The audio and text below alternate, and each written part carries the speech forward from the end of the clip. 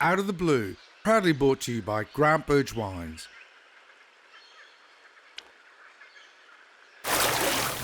Another surprise!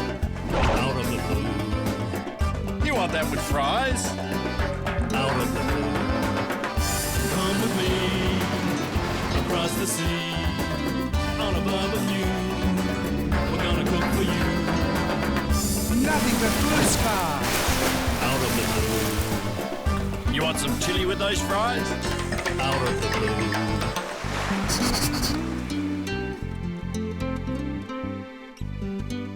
Hi and welcome to another episode of Out of the Blue. Today's program comes from Whyalla in South Australia, and it's out there that we're interested in, Spencer Gulf. Whyalla is an hour's flight from Adelaide. This side of the Gulf, Eyre Peninsula, and across the other side, mainland Australia, and a bit further down, York Peninsula. Matthew Flinders explored this area and named the Gulf Spencer's Gulf, after 2nd Earl Spencer, who is a distant relative of Lady Diana. We've come to see one of the great marine spectacles, the spawning of the giant Australian cuttlefish. Mickey, I've been prawn fishing in Spencer Gulf, the world's best eating prawns from a sustainable fishery. I'm going to show you how we caught them, cooked them, and especially how you're going to eat them.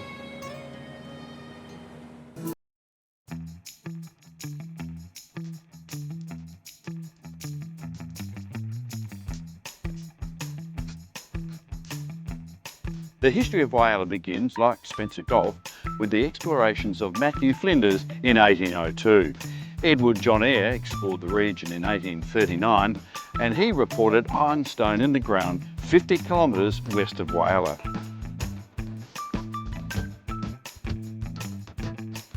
In the 1880s, this was to become the mine at Iron Knob, marking the beginning of the iron and steel industry that's still evident in Whyalla today.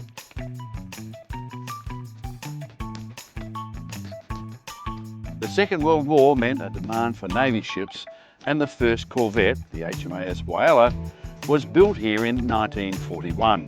The HP blast furnaces were built, making shells for the war effort, and then, after the war, commercial vessels were built. These days, more than 25,000 people live here. Sure, the shipbuilding's not here and the steel industries had their problems, but there's still really good reasons to visit Whyalla. And to start with, there's the fishing. Hey Dave, how are you going here? Good, thanks. What have you caught today? I've got a couple of flathead today. You catch flathead, you catch whiting, and a lot of other species. And Dave, what about all year round, you reckon what? All year round. Winter's a good time. It's a lot calmer in the winter, but all year round we have a lot of species of fish here. What are you doing there? Just rigging up for a squid. Rigging up for a rainy day. Yeah. Offer squid out here too? Yeah, we get a lot of squid in this area. And Oh, fantastic.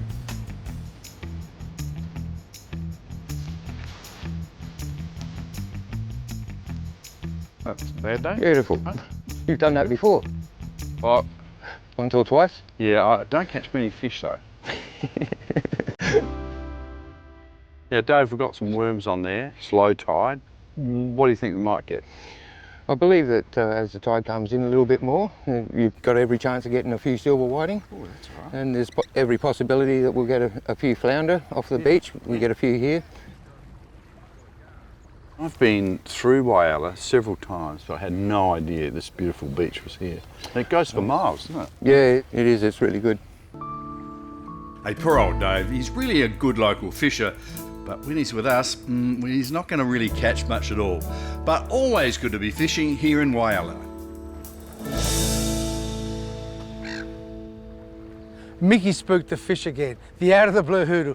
But there's fish in these waters. Have a look at this beautiful flathead that Dave caught yesterday. And he's very clever. He also caught another one. And look, it's headless. What a clever man. After the break, I'll take you out overnight on the Torval Bay, a prawn trawler in southern Spencer Gulf.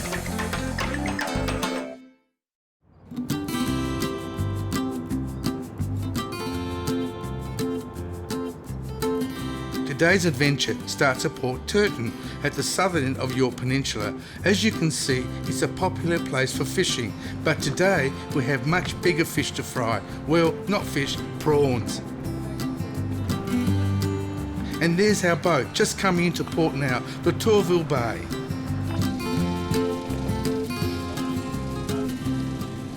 We all love eating prawns, and it's my job as a fishmonger to give you the best prawn. And our local waters produce wild-caught king prawns. And we're here in Spencer Gulf, and we're going to board the Tourville Bay. My mate Peter, who's a great prawn fisherman, is going to show us the techniques of catching prawns, how they process on board. So come with me and get a good feed of prawns.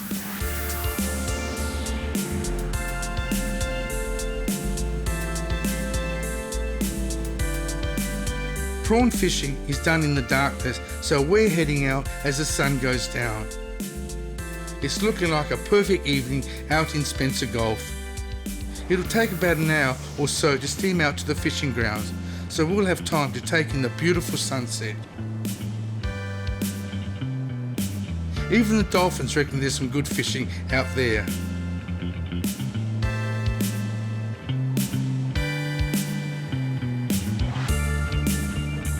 Peter Todorovic is the skipper of the Tourville Bay, so he's in charge of the boat, the crew and us as we look forward to catching some prawns. All set. We're underway, making way. This is a purpose-built prawn boat, one of the 39 licensed prawn fishers in Spencer Gulf. The fishery is very carefully monitored, operating in only about 15% of these Gulf waters. The skipper has to keep detailed records of the boat and its catch. It is the end of the run now. We've had a really good run up north. So this is just the sort of like the last few nights of the trip. And you'll see the moon's out, so it'll probably be quiet for a start because the prawns don't like the light. They hide away in the sand. But when the moon goes down, hopefully they pop up and we'll scoop them up then.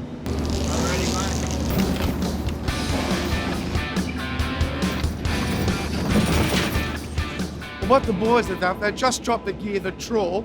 The two Otto boards keep the net apart, and so it spreads out the net. There's chains on the bottom because actually the prawns actually dig in the sand or the sea level bed. It's a busy time for the crew as they work to set the nets for what they call the first shot, where the net is in the water for about an hour before being hauled aboard. They'll catch some prawns, they'll catch some bugs, squid, grab some fish. When the trawl net comes on board, they'll sort it all out, they'll return the crabs and other species back to the sea. The Spencer Gulf prawn fishery is a world leader in the way the catch is handled, including short trawl shots to reduce the damage to prawns, rapid return of the bycatch to improve survivability and sustainability.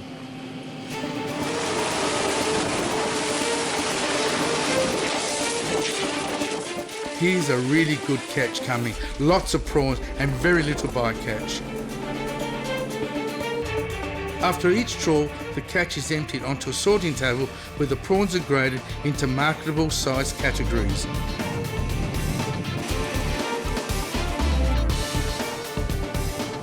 They look really good quality today. After the prawns come off the conveyor belt, they get washed again, they channel into the hopper, then they go through a grading machine, and as you can see, there's 1, 2, 3, 4 grades. The prawns are cooked straight away in sea water, therefore retaining their natural flavour. When you're cooking prawns, you start to see a couple come up.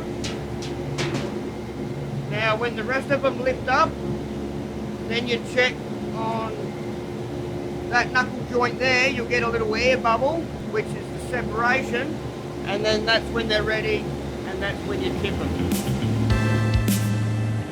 The prawns are given a final check before they're being weighed very accurately, then into the Tourville Bay boxes ready for market. And the final process, snap freezing, within an hour of the prawns being caught. Peter has about 15 tonnes aboard tonight, the result of all the hard work these last nights at sea. The shipment is headed all over the country. Wild caught Spencer Gulf prawns for one of Australia's most sustainable fisheries. for where we are, it was actually quite good catches last night. Really good prawns, large prawns, so it's a quiet ending to the trip, but we're pretty happy with the amount caught. The crew will finish off just shaking the nets, checking for a few little holes, giving the deck its final scrub, and then we'll just sort of find a nice little spot to anchor along the shore here and drop the anchor and go to sleep. Being the skipper of this fine vessel and having a hard-working, hungry crew, I like to cook up a good feed for them occasionally. I put together this great book, X Marks the Pot, A Culinary Voyage. Today we're going to do a risotto and a full bottle of wine, which is always good because the fish, they like to swim. There's that old saying, the fish swim once in the ocean, once in the pot, and again in the tummy. So here we go. Svako mjesto svoje feštu ima, svako mjesto ima svoj dan. A fešta je draga nam svima, tu se piva po cijeli dan. A mi volimo feštu i ribu kod staroga duje. Večeras je naša fešta, nek se daleko čuje. Večeras je naša fešta, večeras se vino pije, nek se igra, nek se piva, ko ne piva, Dalmatina smije. So here we got the arborio rice, proper risotto rice, and being a calm day, we're putting the rice in between steps 2 and 3. So here we go. Soak up the juices of the seafood beautifully. And this is the important part where we're going to really stir the pot. Amo do šume, plavo mi more, tamo de bijeli brodovi krestare, tamo sam sretan, nikad ja bio. Adio mare, adio mare, adio lipa moje mare. This is Silvana's homemade passata. U gondoleti, niti na lokru, u malo bargeti, mladlost je prošla, sve mu je... I knew that was a good choice. Perfect. That's going to work well. Adio mare, adio mare, adio lipa moje mare. Beautiful, beautiful. Bravo, bravo, bravo. It's been a great trip. I've enjoyed the chance to go to sea. And for a final escort, these beautiful dolphins are taking us into port. After the break, the amazing story of the migrating giant Australian cuttlefish.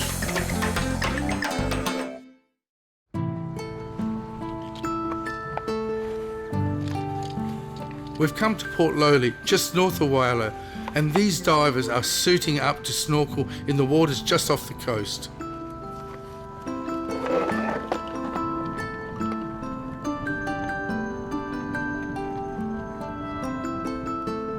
Leading the team is Saudi scientist Dr. Mike Steer, who comes here regularly to study the giant Australian cuttlefish. The giant cuttlefish are an incredible spectacle. They're a cephalopod, which means that their arms are on their head. They're in the family with octopus and squid and nautilus. They're a spectacular species that aggregate here in beautiful Point Lowley in their tens of thousands during the winter. This is the only place in northern Spencer Gulf where we've got adequate rocks for these animals to lay their eggs. Everywhere else there's sand and mangroves, which is no good for cephalopod reproduction. Well, this is considered to be one of the most amazing natural events in the world. We have international visitors from everywhere, documentary filmmakers, scientists, naturalists, because you just have to step out in the water here to a couple of metres and you put your head under and you literally see hundreds and thousands of these animals spawning in front of your very eyes.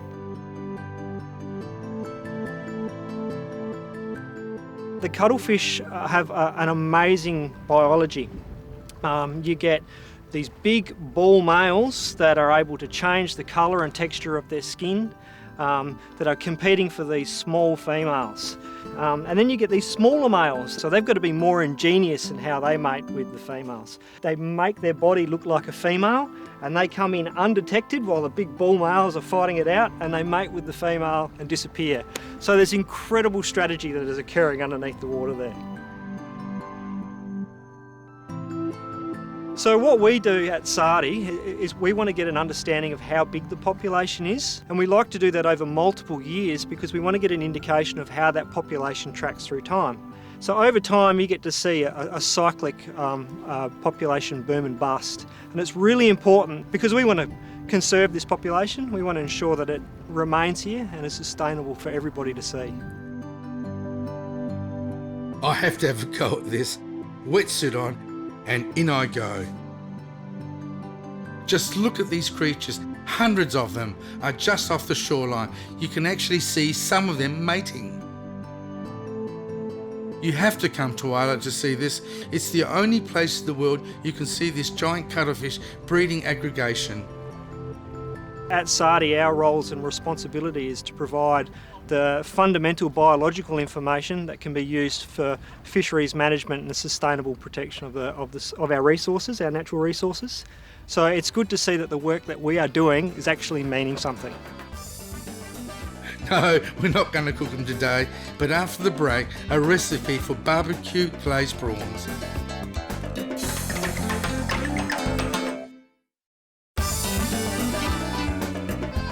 It's Yasu to you and Fresh Nariba and Kakusi to you. G'day, Michael. Where you been? Oh, I've had a bit of a holiday. I mean, Yeah, you needed a bit yeah, of a rest from me. yeah, and, thanks. And it's still smoke in the kitchen.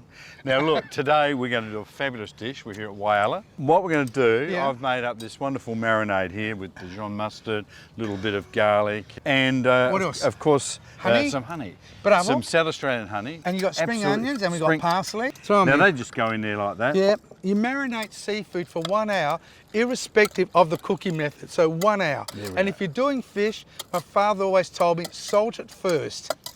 Because the magic of television, they've gone on for an hour.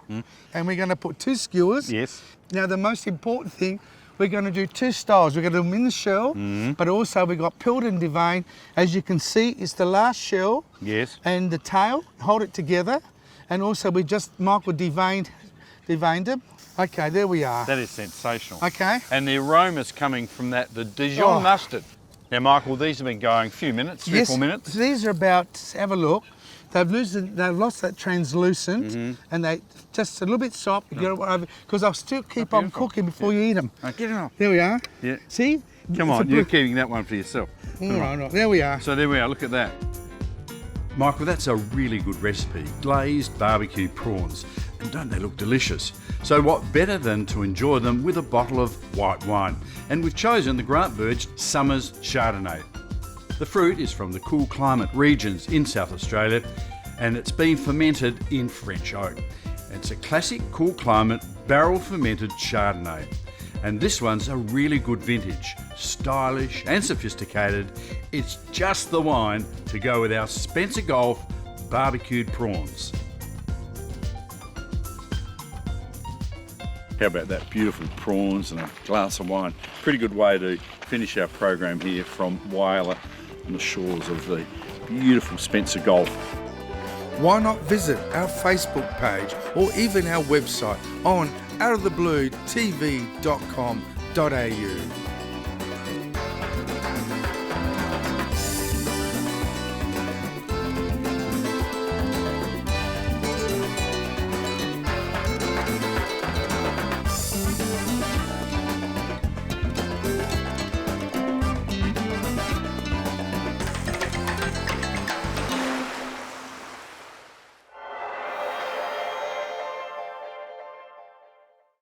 Out of the Blue, proudly brought to you by Grant Burge Wines.